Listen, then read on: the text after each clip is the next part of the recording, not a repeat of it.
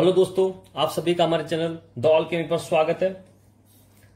हम quantum chemistry lectures continue कर रहे थे। लास्ट वीडियो में हमने हर्मिशियन ऑपरेटर को कंप्लीट किया था।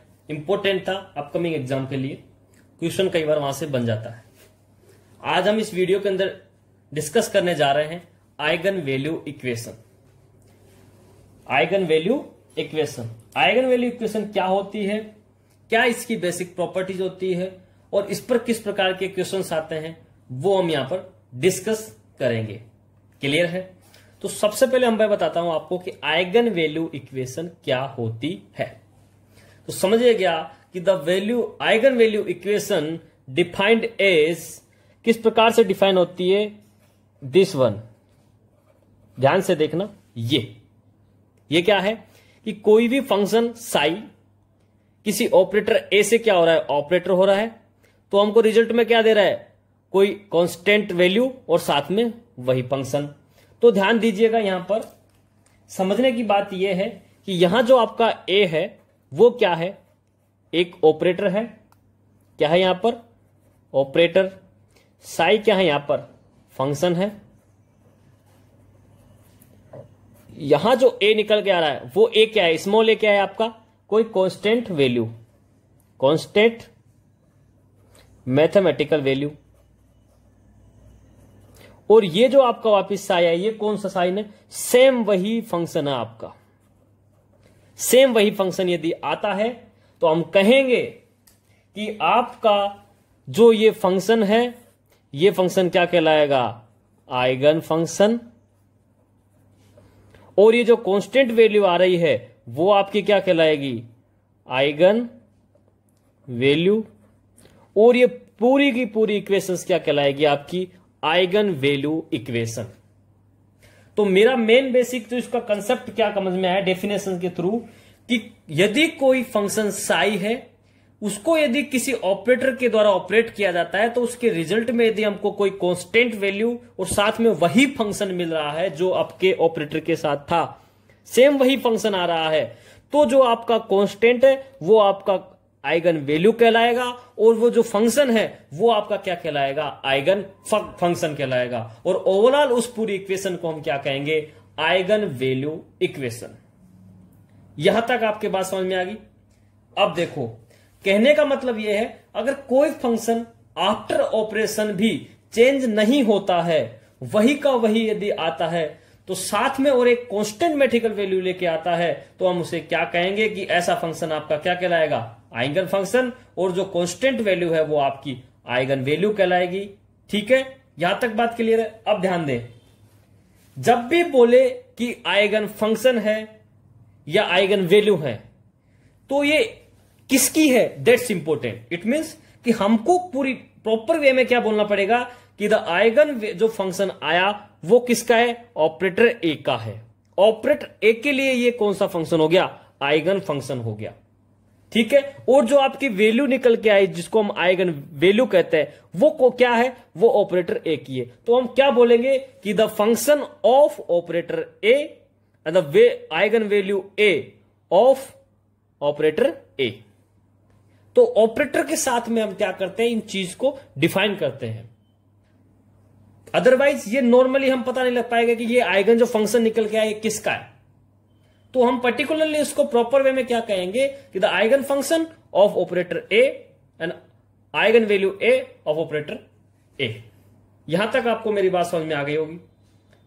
ठीक है, जरा ध्यान दे, सबसे पहले इनको शब्दों को समझे। अब ध्यान दे, मान लीजिए मेरा कोई ऑपरेटर है ए, जो है आपका डी बाई डी एक्स, और आपका जो फंक्शन लिया मैंने वो है आपका एक्सपोनेंशियल की पावर आयोटा के एक्स। ठीक है, ऑपरेटर क्या है आपका, डी बाई डी एक्स, और फंक्शन क्या है, एक्सपोनेंशियल की पावर आयोटा के एक्स। क्लियर है? अब समझिएगा, इस पर 4 मार्क्स का क्वेश्चन इस बार आया है, इसलिए ध्यान देना बहुत इंपॉर्टेंट है। अब मुझे पता क्या करना है कि जो मैंने आपको फंक्शन दिया है वो फंक्शन मेरे ऑपरेटर के लिए क्या आइगन फंक्शन है या नहीं है। क्या पता करना है मुझे कि जो मैंने आपको फंक्शन दिया है गिवन फंक्शन जो आपको दिया है क्या ऑपरेटर ए के लिए आइगन फंक्शन है या नहीं है। उसके लिए क्या करना पड़ेगा, देखिए इसके लिए हम कहेंगे operator A Sai, it means D by d x exponential की पावर आयोटा के एक्स। क्लियर है। याद करो डिफरेंशिएशन में मैंने आपको बताया था कि कोई कांस्टेंट है वो बाहर आ जाएगा आगे आयोटा के, और सेम वही फंक्शन जिसके साथ ऑपरेटर करा रहा हूं वो एज इट इज आ जाता है आपका, तो आयोटा के एक्स। ये इसका डिफरेंशिएशन हो गया, कांस्टेंट आगे आ गया, बाकी एज इट इज फंक्शन वापस पीछे रिपीट हो गया। अब ध्यान दें इसके अंदर जो ये आयोटा के है, यहां पर जो आपका आयोटा के है वो क्या है, एक कांस्टेंट है पूरा, और आपको इसके लिए ध्यान दीजिएगा ये क्या आ रहा है, सेम वो का वही फंक्शन आ रहा है जो आपका क्या था, गिवन फंक्शन था। तो सेम वही फंक्शन मिले और उसके साथ में कांस्टेंट यदि मिलता है आपको, तो हम क्या कहेंगे इस वाली सिचुएशन में कि आपका जो एक्सपोनेंशियल आयोटा के x is an eigen function of the operator d by dx and the eigenvalue is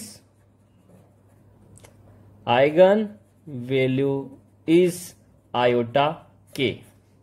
तो मैं कहूंगा कि जो आपका फंक्शन एक्सपोनेंशियल की पावर आयोटा के एक्स है ये आपका क्या कहलाएगा, आइगन फंक्शन कहलाएगा। किसके लिए, operator D by d x के लिए। मैंने कहा ऑपरेटर के साथ इसको डिफाइन करेंगे और जो वैल्यू आपकी आएगी आइगन वैल्यू वो क्या आएगी, आयोटा के। क्लियर है। किस प्रकार से सेम वही फंक्शन आ रहा है तब हमने ये चीज डिफाइन करी है, अदरवाइज नहीं, तब वो आइगन वैल्यू और आइगन वैल्यू इक्वेशन नहीं होगी। कैसे समझिएगा, जरा मैं आपको दूसरा एग्जांपल लेके समझाता हूं। दूसरा एग्जांपल में मैंने आपको कहा, मान लीजिए आपका यदि कोई ऑपरेटर है डी बाई डी एक्स और आपका जो फंक्शन है वो क्या है, एक्सपोनेंशियल की पावर आयोटा के एक्स स्क्वायर। तो उस वाली सिचुएशन में जो फंक्शन आपको दिया है ऑपरेटर ए के लिए, क्या वो फंक्शन आइगन फंक्शन होगा या नहीं होगा, दैट्स इंपॉर्टेंट। तब क्या करते हैं, सेम वही चीज ए ऑपरेटर के साथ फंक्शन को करेंगे। फंक्शन को करने के बाद तो किसका मतलब कि किस प्रकार डिफाइन किया हमने, D by d x exponential की पावर आयोटा के एक्स स्क्वायर।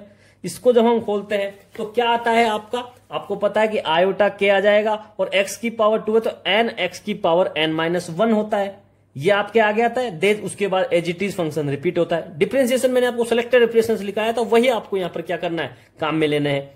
तो देखो क्या होता है इसका, आयोटा के 2x 2-1 एक्सपोनेंशियल की पावर आयोटा के एक्स स्क्वायर। तो क्या निकल के आया, आयोटा के 2x एक्सपोनेंशियल की पावर आयोटा के एक्स स्क्वायर।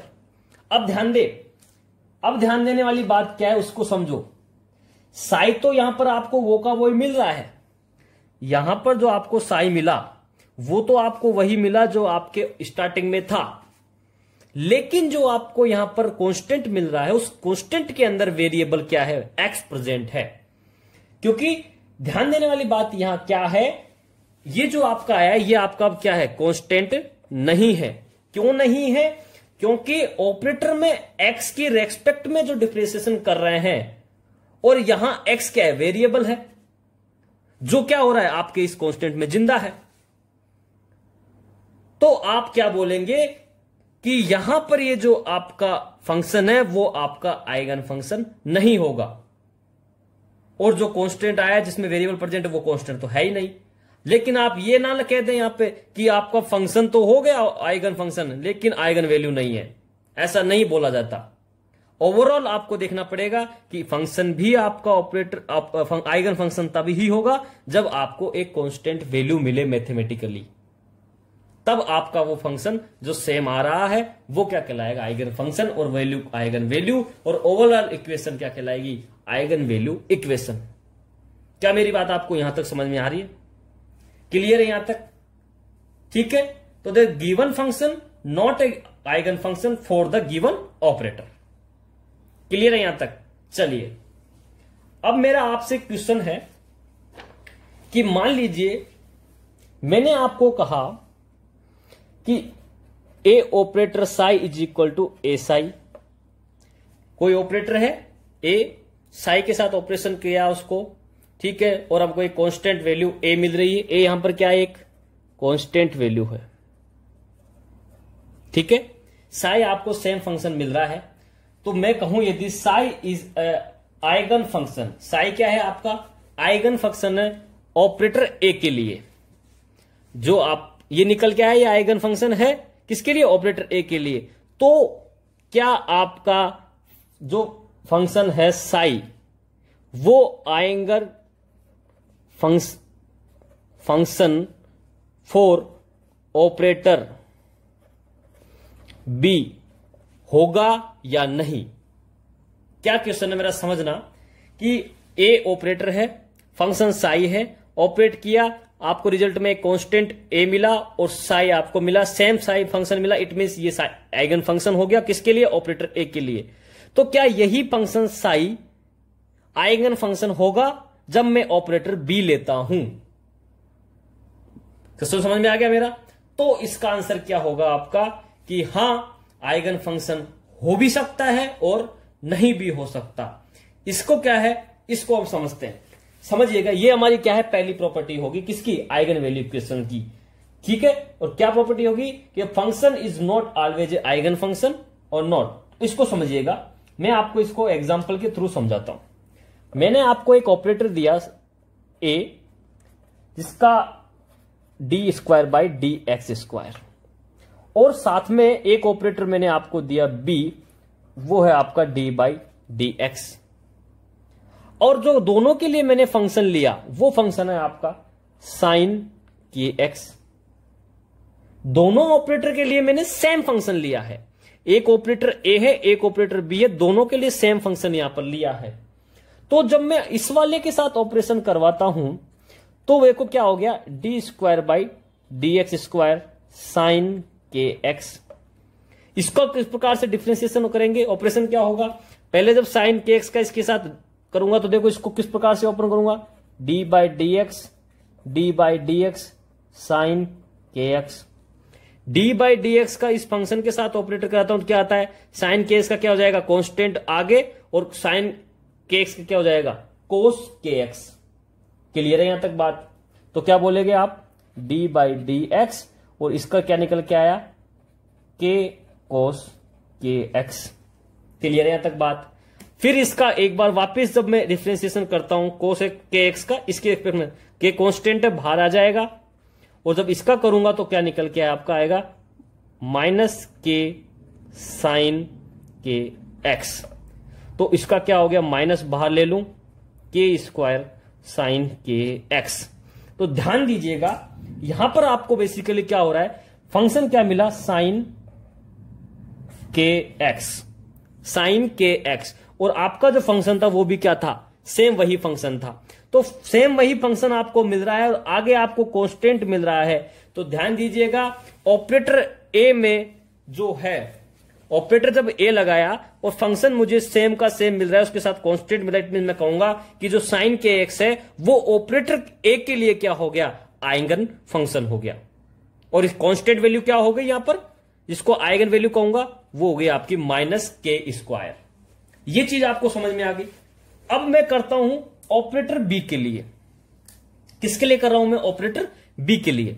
ऑपरेटर बी के लिए समझना, इसको लिखूंगा मैं इस प्रकार से, ऑपरेटर बी क्या है आपका, d by d x sine k x. D by d x sine k x को किस प्रकार से लिखता हूं मैं, के कोस के एक्स। और आप ध्यान दें यहां आपको क्या हो रहा है कि यहां आपको जो फंक्शन मिल रहा है वो फंक्शन आपके इनिशियल जो फंक्शन था उस फंक्शन से मैच नहीं कर रहा है, और जब मैच नहीं कर रहा है तो यहां पर तो आइगन फंक्शन होने का कोई संभावना ही नहीं है। ठीक है, जब आइगन फंक्शन संभावना नहीं है तो ये इक्वेशन आइगन वैल्यू इक्वेशन भी नहीं होगी। तो क्या कहा मैंने कि आपका जो फंक्शन ए है वो तो आइगन फंक्शन होगा, लेकिन जो बी है वो आइगन, बी के साथ में जो आपको फंक्शन दिया है वो आइगन फंक्शन नहीं बनाएगा। यहां तक आपको समझ में आ गया होगा। ठीक है, तो जो फंक्शन साई है वो ऑपरेटर ए के लिए तो क्या है, आइगन फंक्शन हो गया, लेकिन ऑपरेटर बी के लिए वो आइगन फंक्शन नहीं होगा।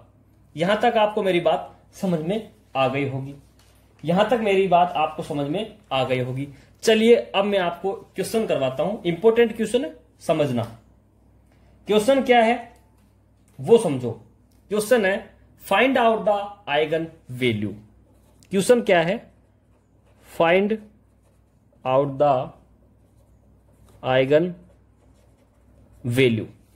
और आपका जो ऑपरेटर है वो क्या है? आपका operator D by d x, और आपका जो फंक्शन है वो है 4 एक्सपोनेंशियल की पावर 5k x। समझना, पहली प्रॉपर्टी तो मैंने आपको समझा दी कि function is not always a eigen function, उसको मैंने आपको एग्जांपल समझा दिया। दूसरी प्रॉपर्टीज को इस एग्जांपल से हम समझने की कोशिश कर रहे हैं। समझिएगा क्वेश्चन क्या है आपका, कि आपको जो ये दिया गया है क्या, ऑपरेटर ए और फंक्शन, इसका आइगन वैल्यू क्या निकल के आएगा? ऑप्शन में आपके सामने दे रहा हूं। ऑप्शन ए है आपका 4k, ऑप्शन बी है आपका 5k, ऑप्शन सी है आपका 20k, ऑप्शन डी है आपका k। वीडियो पॉज करके आप सोल्व करने की कोशिश करें और आंसर बताएं। चलिए देखिएगा, यहां पर जब मुझे चेक करना है कि आइगन वैल्यू क्या होगा, उसके लिए मुझे वही रूल लगाना पड़ेगा फंक्शन ऑपरेटर के साथ। फंक्शन ऑपरेटर साथ लगा तो ऑपरेटर क्या है? D by d x. Function क्या है? 4 एक्सपोनेंशियल की पावर 5k x। जब इसका रिजल्ट देखता हूं तो 4 क्या है? कांस्टेंट है, ऑपरेटर से पहले आ जाएगा D by d x exponential की पावर 5k x। ध्यान से समझना यहां पर कि जैसे ही मैंने इसको ऑपरेट करवाया इस फंक्शन को, रिजल्ट क्या आएगा? कांस्टेंट क्या आ जाएगा बाहर? 4.5k एक्सपोनेंशियल की पावर 5k x। अब ध्यान देना, कई बच्चे क्या करेंगे यहां पे, इस 4 को 5 से मल्टीप्लाई करके तुरंत आंसर क्या निकाल देंगे? C 20k आंसर निकल जाएगा। लेकिन ध्यान दें, आपका फंक्शन क्या था यहां पर, उस फंक्शन को आपको फाइंड करना। फंक्शन क्या था? 4 एक्सपोनेंशियल 5k। इसका मतलब 5k को मैं आगे ले लूं, 4 को पीछे लूं तो 5k x। अब यहां पर ये जो आपकी वैल्यू आई, समझिएगा, अब यहां पर जो वैल्यू आई, ये वैल्यू आपकी क्या है? ये वैल्यू आपकी क्या है? फंक्शन। सेम वही फंक्शन मिल रहा है आपको, देखो सेम वही फंक्शन मिल रहा है। तो अब जो आगे है वो आपका क्या है? Constant value. ये वैल्यू आपकी क्या कहलाएगी? Eigenvalue. और आइगन वैल्यू कहलाएगी तो आपका रिजल्ट क्या निकल के आया यहां पर? आपका जो रिजल्ट निकल के आ रहा है वो रिजल्ट है आपका 5k। तो यहां पर जो आंसर होगा वो होगा ऑप्शन नंबर बी। तो कई बार बच्चे यहां सिली मिस्टेक कर देते हैं, वो जल्दबाजी में क्या करेंगे कि तुरंत 4 को 5 से मल्टीप्लाई करके उसको 20k कर जाएंगे, आंसर क्लिक कर जाएंगे, वो फंक्शन की तरफ ध्यान ही नहीं देंगे। लेकिन अपना टाइटल ही क्या है कि फंक्शन सबसे पहले देखना है कि सेम रिजल्ट यदि फंक्शन का आ रहा है तो आपका वो क्या होगा? आपका कांस्टेंट वैल्यू के साथ आ रहा है तो आपका क्या बन जाएगा? वो आइगन फंक्शन। तो ये आपका पॉइंट था सेकंड नंबर वाला आइगन वैल्यू इक्वेशन की प्रॉपर्टीज में। तो इसका बेसिकली जो ओवरऑल जो निकल के आता है कंक्लूजन, वो क्या निकल के आया कि if any constant is attached with किसके साथ? आइगन फंक्शन के साथ। मतलब कोई भी यदि कांस्टेंट है किसके साथ अटैच है? आपके फंक्शन के साथ, then it does not affect the eigenvalue for equation. तो वो फिर आपको आइगन वैल्यू को कोई भी प्रकार से अफेक्ट नहीं करेगा। क्या बोला मैं ना? If any constant is attached with an function then it does not affect the eigenvalue. तो उसका कोई इफेक्ट नहीं पड़ेगा, कोई मल्टीप्लीकेशन नहीं होगा, फंक्शन के साथ ही वो रहेगा। सेकंड पॉइंट और इंपॉर्टेंट पॉइंट किसकी? आइगन इक्वेशन की जो प्रॉपर्टी है वो आपको समझ में आ गया होगा। नेक्स्ट पॉइंट आपको मैं समझाने की कोशिश करता हूं, वो भी आपको एक एग्जांपल लेके समझाता हूं। क्वेश्चन क्या है वो समझिएगा। क्वेश्चन है कि कोई आपका ऑपरेटर है ए, ये थर्ड प्रॉपर्टी आपकी। ऑपरेटर ए क्या है आपका? 4d बाई डी एक्स, और फंक्शन क्या है आपका? एक्सपोनेंशियल की पावर 5k x। तो जो आपका आइगन वैल्यू आएगा वो आइगन वैल्यू क्या आएगा? ऑप्शन लिखता हूं मैं आपको, 4k, option B 5k, option C 20 के, ऑप्शन डी के। वीडियो पॉज करके सोल्व करने की कोशिश करें। अब देखिएगा, अब जब मैंने लिखा है कि आइगन वैल्यू फाइंड आउट करनी है, उस वाली सिचुएशन में ध्यान देखना, ध्यान से देखो कि इसको किस प्रकार से रिप्रेजेंट करेंगे। A operator psi, it means 4d/dx exponential की पावर 5kx। जब इसको मैं लिखूंगा तो 4 तो बार है, इसका करूंगा तो क्या आ जाएगा 4 5k एक्सपोनेंशियल की पावर 5kx। कांस्टेंट क्या होता है, आगे आ जाता है, और एजिटिव फंक्शन क्या हो जाता है, पीछे एजिटिव फंक्शन आपको रिपीट हो जाता है। ये डिफरेंशिएशन करते हुए आए हम। चलिए अब देखो यहां पर क्या है, ध्यान देने वाली बात कि आपका ये जो कांस्टेंट है वो यहां पर अब क्या हो जाएगा, इससे मल्टीप्लाई हो जाएगा। मल्टीप्लाई होगा तो क्या हो जाएगा 20k एक्सपोनेंशियल की पावर 5kx। यहां पर बेसिकली ध्यान क्या देना है कि यहां पर जो आपका फंक्शन है वो क्या है, एक्सपोनेंशियल की पावर 5kx, और यही फंक्शन आपको इनिशियल में दिया। इट मींस सेम फंक्शन आपको मिल रहा है और साथ में आपको जो मिल रहा है वो कांस्टेंट है 20k। ये आपका क्या हो गया, आइगन वैल्यू हो गई, क्योंकि इसमें कोई वेरिएबल प्रेजेंट नहीं है। तो यहां पर अब जो आंसर होगा वो होगा ऑप्शन नंबर सी। यहां तक आपको बात समझ में आ गई कि ये आपका थर्ड प्रॉपर्टी था। तो इसका मीनिंग क्या हुआ, कंक्लूजन क्या निकल के आया कि if any constant is attached with an operator, कि कोई भी यदि कोई कांस्टेंट प्रॉपर्टी है या कांस्टेंट वैल्यू है जो आपके किसके साथ अटैच है, ऑपरेटर के साथ, then it is include in eigenvalue. Then it is include in eigenvalue. The constant is attached with the operator, then it is include in eigen value। तो include क्या हो गई, eigen value के साथ क्या हो गई, ये include हो गई। मेरी बात समझ में आ रही है आपको, इंपोर्टेंट है, थर्ड पॉइंट है, ये आपको पता होना चाहिए। यहां पर ये चीज आपको पता होना चाहिए। क्लियर है, यहां तक आपको क्लियर है मेरी बात। चलिए अब मैं आपको एक क्वेश्चन देता हूं, सोल्व करिएगा। क्वेश्चन देता हूं, सोल्व करिएगा। क्वेश्चन क्या है वो समझो, क्वेश्चन क्या है वो समझो, इंपोर्टेंट क्वेश्चन है। The value of linear momentum, the value of linear momentum for function psi is equal to 20 exponential की power -i/kx। The value of linear momentum for function is psi is equal to 20 exponential की power -i/kx। Option में आपको देता हूं, option के साथ करिएगा। Option A 20h/2π, option B h/2π, option C -h cut, option D -h k। ध्यान से देखना, समझना क्या क्वेश्चन है। अब ये मत बोलना कि सर इसमें तो आपने मुझे ऑपरेटर ही नहीं दिया। मैंने आपको बहुत पहले पढ़ाया था, जब ऑपरेटर की मैं प्रॉपर्टी पढ़ाया था वीडियो नंबर 3 में, तो मैंने बताया था लीनियर मोमेंटम में क्या होता है, आपका ऑपरेटर पता होना चाहिए, याद आ गया होगा आपको। देखिए किस प्रकार से सोल्व करते हैं, उसको ध्यान देना। यहां पर जो आपका ऑपरेटर होगा ए, वो क्या होगा, -i/h d/dx। ये ऑपरेटर है, फंक्शन आपका क्या है, साई। क्या है आपका function, 20 exponential power -i/kx। It means इसके साथ जब मैं इसको इंक्लूड करूंगा तो किस प्रकार लिखूंगा, मैं इस प्रकार से डिनोट करूंगा, तो -i/h d/dx 20 एक्सपोनेंशियल की पावर -i/kx। क्लियर है, यहां पर 20 कांस्टेंट है, बाहर ले लो तो -i/h 20 d/dx एक्सपोनेंशियल की पावर -i/kx।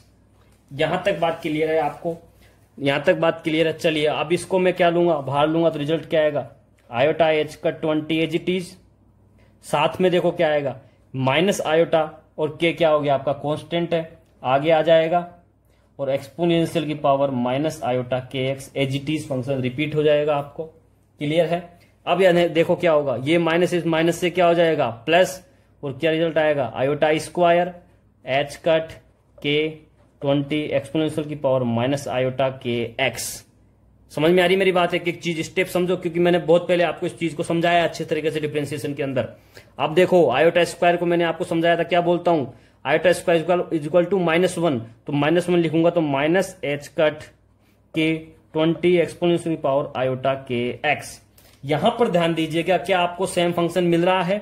यस, यहां पर आपको सेम फंक्शन मिल रहा है जो आपका यहां पर है, इनिशियल में सेम फंक्शन मिल रहा है, और साथ में यदि आपको कांस्टेंट मिल रहा है तो वो कांस्टेंट वैल्यू तो क्या हो जाएगी, आपकी आइगन वैल्यू हो जाएगी, और सेम फंक्शन आपका क्या हो जाएगा, आइगन फंक्शन हो जाएगा।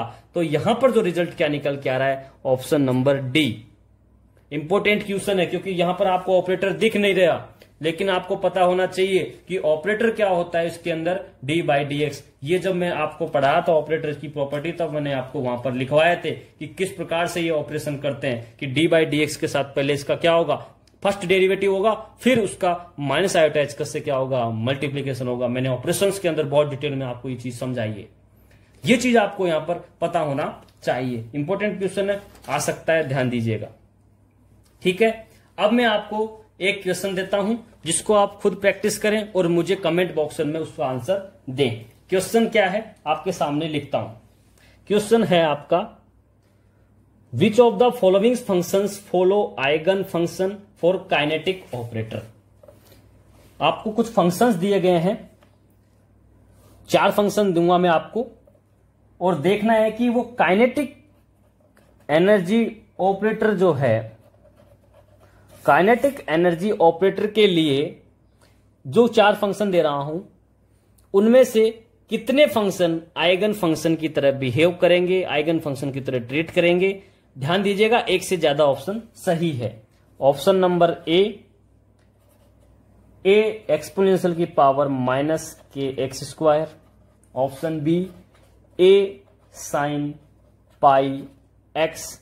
Option number C A cos pi X. Option number D A exponential की पावर माइनस के एक्स। ध्यान दीजिएगा, ये 4 ऑप्शन है, ये 4 फंक्शन है काइनेटिक एनर्जी ऑपरेटर के लिए। इसको हमका रिजल्ट देखना है और पता लगना है कि इन चारों में से कौन कौन से हैं जो आइगन फंक्शन की तरह बिहेव कर रहे हैं, ये हमको चेक करना है। आंसर कितना है, एक से ज्यादा इनके आंसर है। ये MSQ है, मल्टीपल चॉइस क्वेश्चन हो गया आपका, MCQ हो गया। ठीक है, एक से ज्यादा इसका क्या है, आपका आंसर है। चलिए, ये क्वेश्चन आपको करना है और वीडियो में कमेंट करके जरूर बताएं। चलिए, अब मैं आपको 4th नंबर की इंपॉर्टेंट प्रॉपर्टी समझाता हूं, क्या है ध्यान से देख लीजिएगा। 3 प्रॉपर्टी तो हमने समझ ली। पहली कि कोई भी फंक्शन हमेशा आइगन फंक्शन नहीं हो सकता। दूसरा, यदि कोई कांस्टेंट यदि आपका फंक्शन के साथ अटैच है तो वो आपका जो आइगन वैल्यू होगा उसमें इंक्लूड नहीं होगा। थर्ड प्रॉपर्टी कहती है कि यदि कोई कांस्टेंट ऑपरेटर के साथ अटैच है तो वो आपका आइगन वैल्यू में इंक्लूड होगा। ठीक है, अब 4th प्रॉपर्टी समझिएगा। मान लीजिए if psi1 and psi2 are 2 eigen function. आपको psi1 और psi2 क्या है, आइगन फंक्शन है। किसके लिए, for the same operator A. Same operator A के लिए psi1 और psi2 क्या है, 2 आइगन फंक्शन है। That is operator A psi1 के लिए रिजल्ट क्या आ रहा है, A1 psi1, क्योंकि मैंने कहा है कि आइगन फंक्शन है। क्या है ये आपकी आइगन फंक्शन,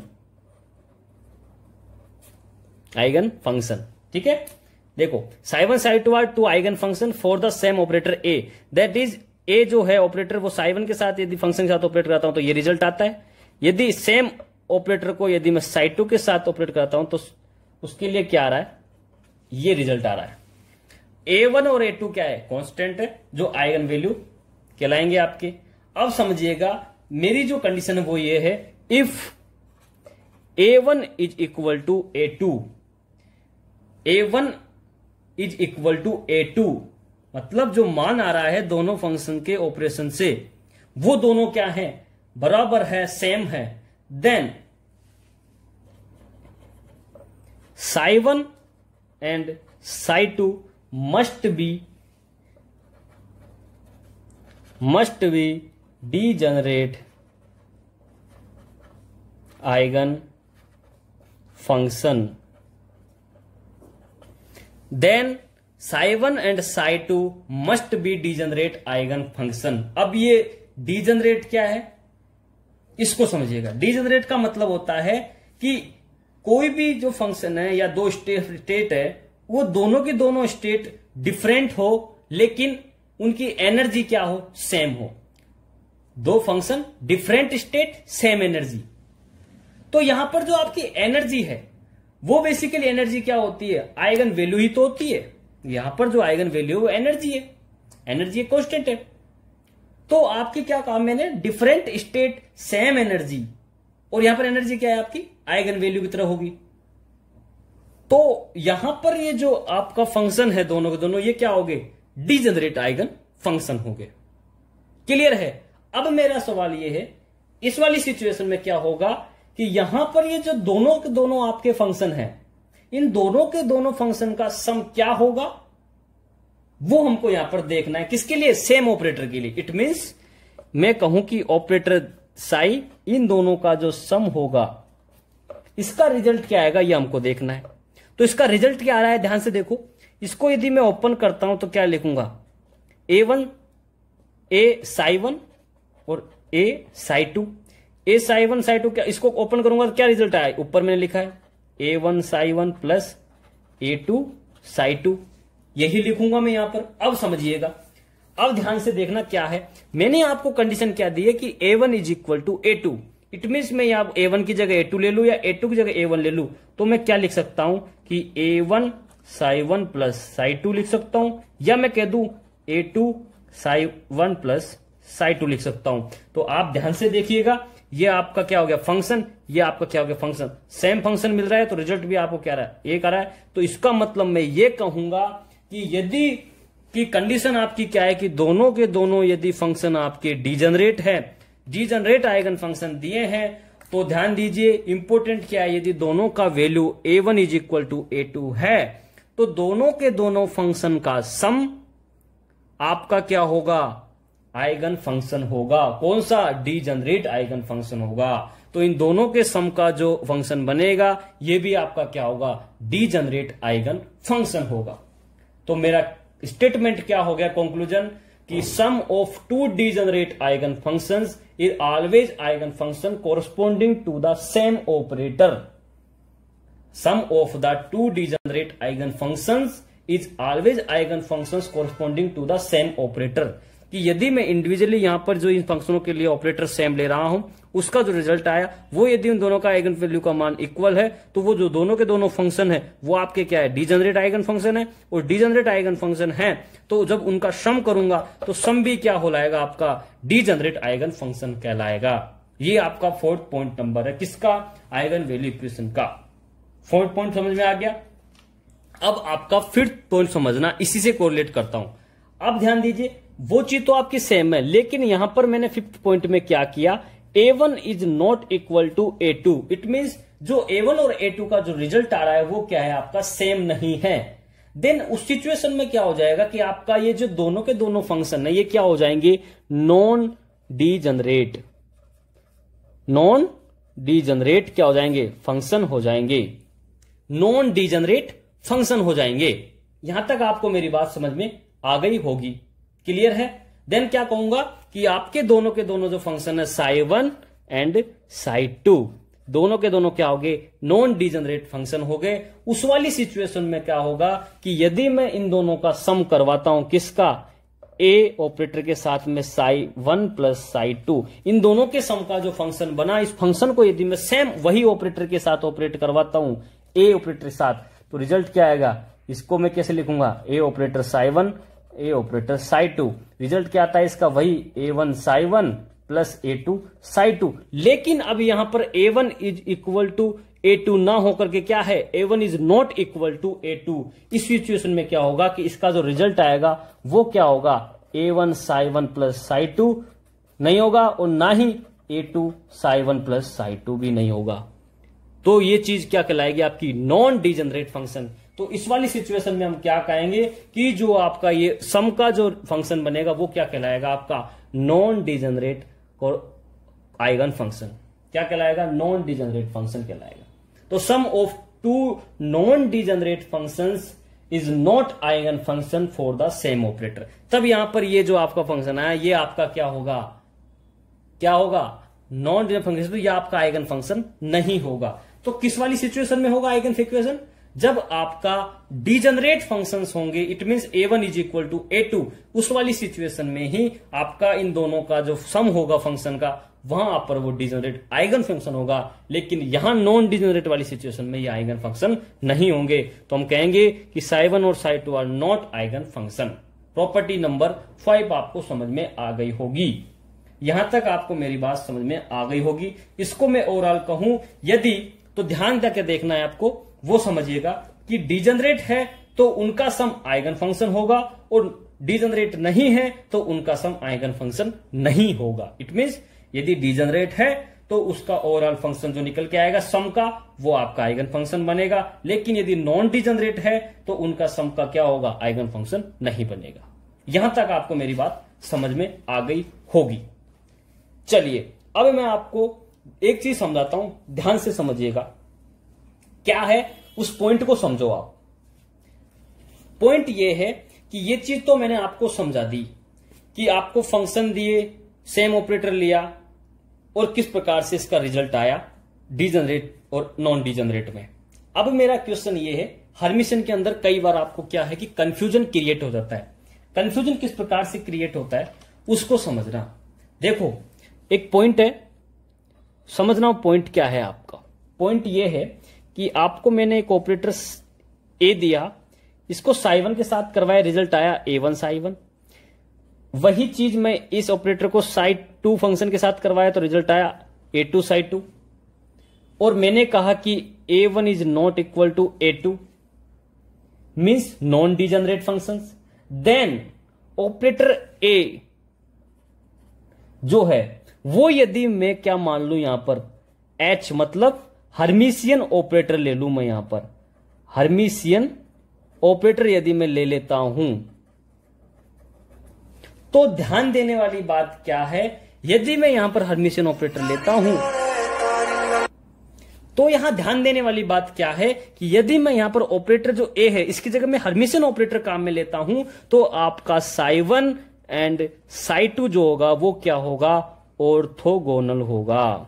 क्या होगा, ऑर्थोगोनल होगा। बहुत बहुत बहुत very very very important statement है। कभी भी आपसे एग्जाम में पूछा जा सकता है कि यदि दो फंक्शन लू, नॉन डिजेनरेट फंक्शन है और उनकी वैल्यू डिफरेंट है और ये तो सेम ऑपरेटर जो मैं यहां पर ऑपरेटर ए ले रहा था उसकी जगह मैं हर्मिशियन ऑपरेटर ले लेता हूं, तब आपका psi1 और psi2 में आपस में रिलेशन क्या होगा, ऑर्थोगोनल होगा। तब वो क्या होंगे, एक दूसरे के रिस्पेक्ट में ऑर्थोगोनल होंगे। ठीक है, अब ध्यान दीजिएगा, ये चीज तो आपको समझ में आ गई। और यहां पर आपको पता है कि A1 A2 क्या है, रियल वैल्यू है। ये मैंने आपको लास्ट हर्मिशियन वाली वीडियो में समझाया था कि यदि कोई आइगन वैल्यू इक्वेशन है और यहां पर ऑपरेटर जो है हर्मिशियन है तो जो कांस्टेंट वैल्यू आती है वो आपकी रियल होती है। ये चीज मैंने आपको समझाई थी। अब दूसरी चीज मेरी ध्यान से समझना। पहला नोट आपको समझ में आ गया। दूसरा इंपोर्टेंट नोट है तो ये है, ध्यान से देखो। ए क्या है, ऑपरेटर साई बराबर ए साई, ये हमने लिखा। यहां पर ए क्या है, कांस्टेंट है। ए क्या है, आपका कांस्टेंट है। और इस कांस्टेंट को मैंने क्या कहा कि ये ऑलवेज क्या होता है आपका, ये ऑलवेज आपका रियल होगा। कब, जब मैं यहां पर ऑपरेटर क्या लूंगा, हर्मिशियन लूंगा। ऑपरेटर क्या है मेरा, आपका हर्मिशियन ऑपरेटर है तो जो आइगन वैल्यू में आपका जो कांस्टेंट आ रहा है वो आपका ऑलवेज रियल होगा। लेकिन यदि मैं हर्मिशियन ऑपरेटर ले रहा हूं तो आपको ध्यान देना है कि ये आपका जो फंक्शन है, मतलब जो आपका ऑपरेटर है हर्मिशियन, वो ऑपरेटर आपका हर्मिशियन रियल भी हो सकता है और इमेजिनरी भी हो सकता है। रियल भी हो सकता है और इमेजिनरी भी हो सकता है। कौन? ऑपरेटर ए, जिसको मैंने हर्मिशियन ऑपरेटर कहा है। इट मीन्स आपका जो ऑपरेटर ए है उसके अंदर आयोटा प्रेजेंट हो भी सकता है, नहीं भी हो सकता। It mean iota is present then it is imaginary बन जाएगा, अदरवाइज ये क्या हो जाएगा ऑपरेटर? यदि आयोटा एब्सेंट है then it is real operator. Clear है? तो आयोटा का प्रेजेंट इमेजिनरी को बताता है। समझ में आ गई? तो मैंने क्या कहा कि आपका जो यदि ऑपरेटर, यदि हर्मिशियन ऑपरेटर है तो फंक्शन के साथ ऑपरेट करने पर यदि आइगन वैल्यू निकल के आती है, इट मीन सेम फंक्शन आ रहा है, तो आइगन वैल्यू क्या कहलाएगी? आपकी ऑलवेज रियल होगी। लेकिन वो जो आपका ऑपरेटर है हर्मिशियन, वो आपका रियल हो भी सकता है और इमेजिनरी भी हो सकता है। कैसे? उसको समझिएगा। जैसे मैंने आपको बताया था कि जिसे मैंने आपको बताया कि जो ऑपरेटर, हमने जो हर्मिशियन ऑपरेटर की बात करी, मानो मैंने आपको ऑपरेटर दिया पीएक्स कोई ऑपरेटर है जिसका रिजल्ट क्या होता है? Minus iota H cut D by d x. आपको मैंने लास्ट वीडियो जब हर्मिशियन को पढ़ाया था तो मैंने बताया था यहां पर पीएक्स क्या है आपका? पीएक्स आपका लीनियर मोमेंटम ऑपरेटर है। और लीनियर मोमेंटम ऑपरेटर क्या होते हैं? क्वांटम मैकेनिकल ऑपरेटर होता है। और आपकी प्रॉपर्टी क्या थी हर्मिशियन के अंदर? All quantum mechanical operators are hermitian operator. It means px यहां पर क्या है? आपका हर्मिशियन ऑपरेटर है। और यहां पर इस हर्मिशियन ऑपरेटर के अंदर क्या प्रेजेंट है? आयोटा प्रेजेंट है। और आयोटा प्रेजेंट होने की वजह से ये आपका हर्मिशियन ऑपरेटर क्या हो गया? ये आपका जो ऑपरेटर है ये आपका हो गया इमेजिनरी। क्या बन गया आपका? इमेजिनरी। ये आपका इमेजिनरी क्या बन गया? ऑपरेटर बन गया। सेम यही चीज मैं आपको बताऊं, मैंने आपको फंक्शन दिया टी एक्स काइनेटिक एनर्जी, इसको क्या लिखता हूं मैं? Minus H cut square by 2m D square by d x square. तो इस वाले में आपके पास क्या है? आयोटा एब्सेंट है। और जब आयोटा एब्सेंट है तो इस वाले फंक्शन को मैं क्या बोलूंगा? It is the real function. It is the real function नहीं, real operator. It is the real operator. तो आपका ये जो अभी ऑपरेटर है ये भी कौन सा है? मैंने काइनेटिक एनर्जी, काइनेटिक ऑपरेटर कौन सा है? क्वांटम मैकेनिकल ऑपरेटर है। और all quantum mechanical operator are hermitian operator. इसलिए ये जो हर्मिशियन ऑपरेटर है ये आपका क्या होगा? रियल। तो मैंने क्या कहा था कि आपका हर्मिशियन ऑपरेटर जो है वो आपका इमेजिनरी भी हो सकता है और रियल भी हो सकता है। लेकिन जो आइगन वैल्यू होगी वो ऑलवेज क्या होगी? आपकी रियल होगी। ये आपको समझना था यहां पर। ठीक है? यहां तक आपको मेरी बात समझ में आ गई होगी। एक इंपॉर्टेंट चीज है जो कई बार अपन मिस कर देते हैं, कई बार गलत कर देते हैं, इसलिए इस चीज को दिमाग में रखें। क्या है? वो ये है कि इन क्वांटम मैकेनिक्स क्या पॉइंट है आपका? ध्यान से समझिएगा। पॉइंट है आपका कि इन quantum mechanics zero always an eigen value. Zero जो है वो आपकी क्या कहलाती है? आइगन वैल्यू कहलाती है। जीरो भी क्वांटम मैकेनिक्स के अंदर क्या होती है? आइगन वैल्यू होती है। ये का कोई बाउंडेशन नहीं है कि आइगन वैल्यू नहीं होगी। क्लियर है? आपको मैं बताऊंगा जब एग्जांपल करेंगे कि कब होगा जीरो। ऐसी सिचुएशन भी आती है जब आप दोनों फंक्शन को वो करेंगे रिजल्टेंट को, तो वो एक दूसरे से कैंसिल आउट हो जाएगा, ओवरऑल जीरो आ जाएगा और फंक्शन बच जाएगा आपका। तो उस वाली सिचुएशन में आपको ये नहीं मानना कि यहां पर आपका जो फंक्शन है वो भी जीरो से मल्टीप्लाई होकर के जीरो हो जाएगा। नहीं, फंक्शन अलग चीज है, कांस्टेंट अलग चीज है। तो जो कांस्टेंट आ रहा है वो आइगन वैल्यू हो जाएगी और आइगन वैल्यू यहां पर आपकी जीरो होती है। तो ध्यान दीजिए, क्वांटम मैकेनिक्स के अंदर जीरो जो है वो भी आपका आइगन वैल्यू हो सकता है, इसमें कोई बाउंडेशन नहीं है। तो इस वीडियो में हमने क्या डिस्कस किया? आइगन वैल्यू इक्वेशंस क्या होती है, किस प्रकार से निकालते हैं। सेम फंक्शन होने पर सेम यदि कांस्टेंट के साथ आ रहा है तो वो आपका कांस्टेंट आइगन वैल्यू कहलाएगा, फंक्शन आपका आइगन फंक्शन कहलाएगा, ओवरऑल इक्वेशन आपकी आइगन वैल्यू इक्वेशन कहलाएगी। उससे रिलेटेड सारी प्रॉपर्टीज डिस्कस करिए, बहुत इंपॉर्टेंट है। इसी बार आपसे क्वेश्चन पूछा गया था, इससे क्वेश्चन बार बार बनता है, इसलिए आप इस चीज को ध्यान में रखें किस प्रकार से हम आइगन वैल्यू इक्वेशन में आइगन वैल्यू फाइंड आउट करते हैं। ठीक है? इस वीडियो में यहीं तक रखते हैं। नेक्स्ट वीडियो में हम नॉर्मलाइजेशन एंड प्रोबेबिलिटी के बारे में डिस्कस करेंगे। ठीक है? वीडियो अच्छा लगा तो लाइक करें, चैनल को सब्सक्राइब करें और वीडियो को ज्यादा से ज्यादा शेयर करें। All the very best, good luck.